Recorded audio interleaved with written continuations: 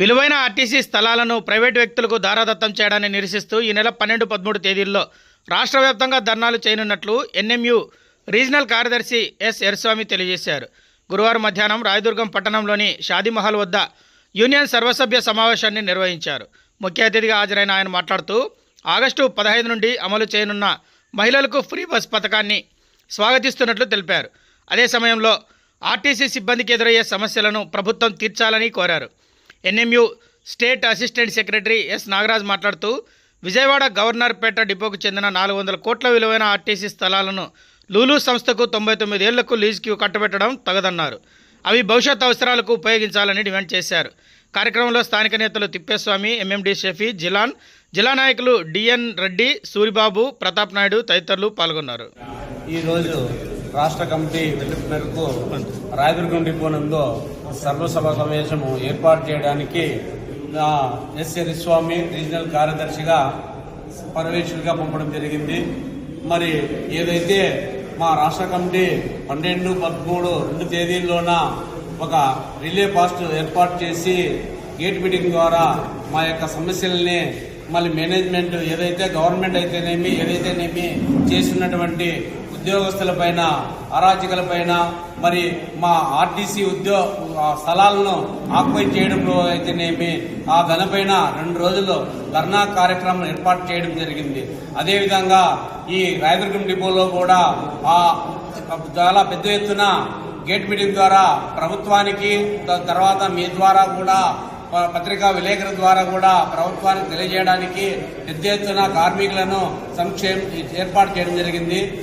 అదే భాగంలోనే ఈ రేపు 15వ తేదీ మన గవర్నమెంట్ ఏదైతే మహిళలకు ఉచిత బస్సు ఏర్పాటు చేసినదో దానికి మా ఆర్టీసీ తరఫున మా నేషనల్ మజ్దూర్ యూనియన్ సంపూర్ణ మద్దతు తెలియజేస్తూ మరి దానికి మా కార్మికులకు మాకు వచ్చిన ఇబ్బందులు కూడా పరిష్కరించాలని తెలియజేయడానికి రేపు 12, 13 తేదీల్లో కూడా మీటింగ్ ఏర్పాటు చేయడం జరిగింది.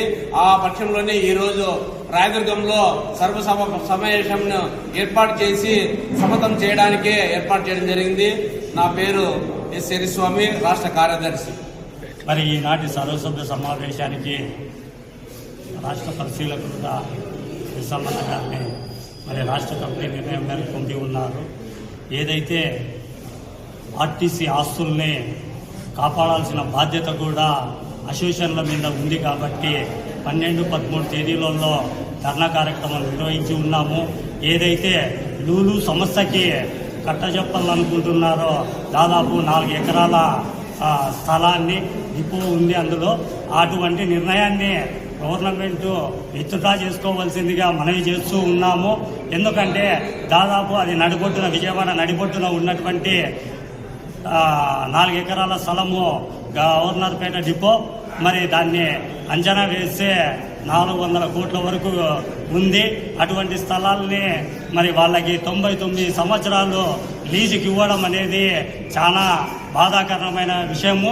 అందువల్లనే మేము ఎటు తిరిగి ఈ గవర్నమెంట్కి కానీ మరి సంస్థానికి కూడా ముందుకు తీసుకుపోయే విధంగా అటువంటి నిర్ణయాలు మానుకోవాలనే ధర్నా కార్యక్రమాలకే ఈ సమావేశం ఏర్పాటు చేయడం అయింది.